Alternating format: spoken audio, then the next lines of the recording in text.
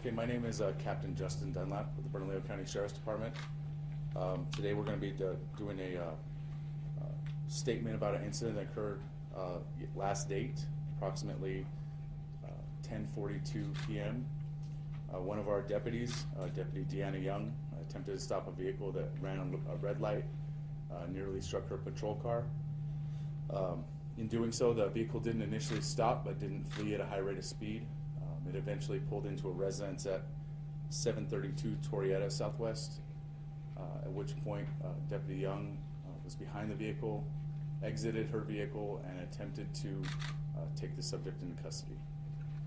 A struggle then ensued, a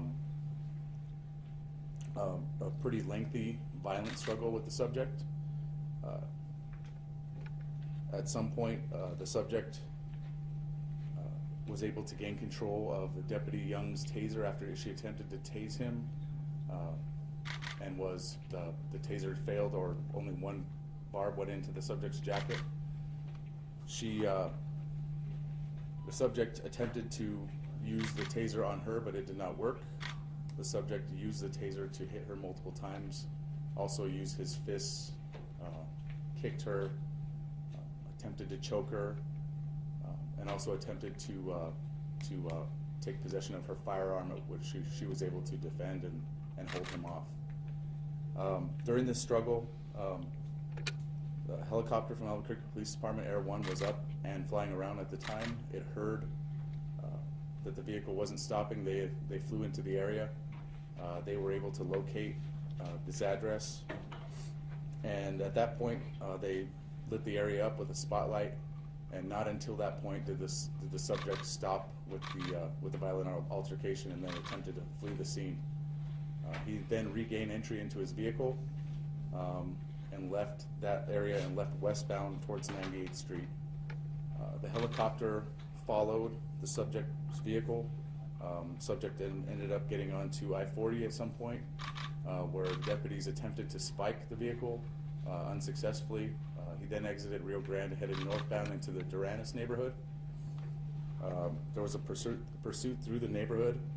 At the termination point of the pursuit, the subject slammed on his brakes. One of the deputies then hit the back of the vehicle, causing it to hit over a curb and into a small cinder block wall, where it came to a rest.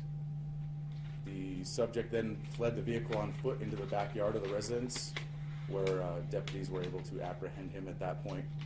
And again, when deputies attempted to apprehend him at that point, the subject was also very violent and continued to struggle with deputies. Even once he was in handcuffs, he did not stop for an extended period of time.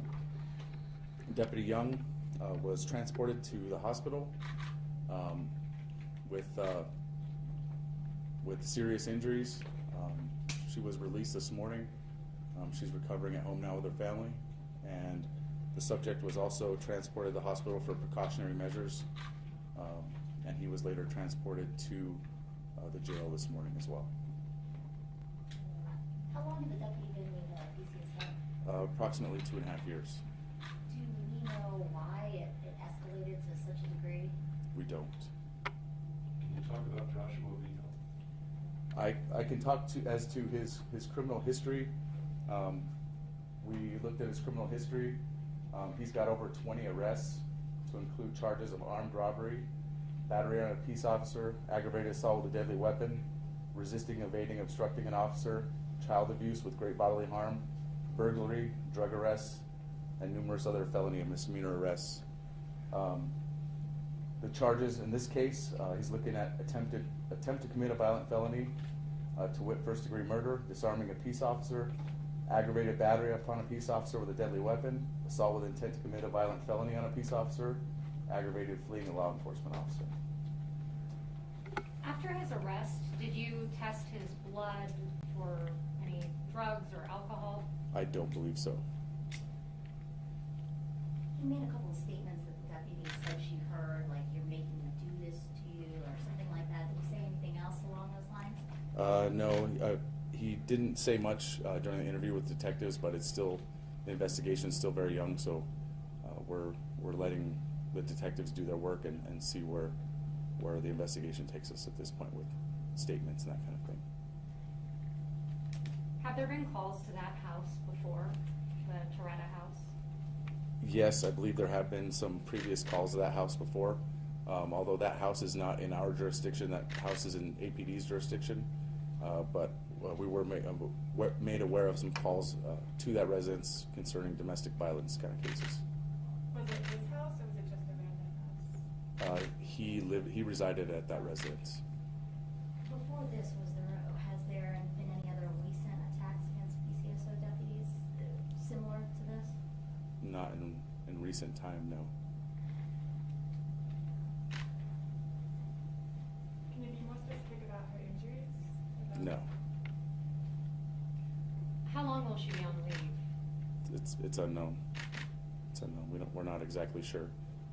We just hope that she heals up fast, and she's a great deputy, and we hope that she can come back and help us out. So. Was this towards the beginning of her shift, end of her shift? She was actually on her way to briefing. She works graveyard.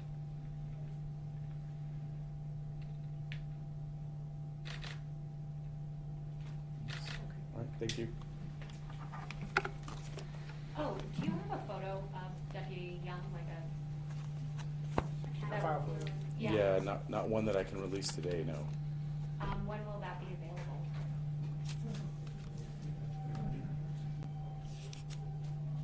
I guess you can IPRA it if you want from Internal Affairs. We really don't want to release her photo. We kind of want to protect her identity. It's a little bit of a trying time for somebody who's been through that kind of a situation, and we really don't want to expose her any more than we have to at this point. Thank you. Will we be able to get some copies of the photos? Can they be emailed to us? Yes, I'll leave this here. If you guys want to put your email addresses here, then I will send it to you.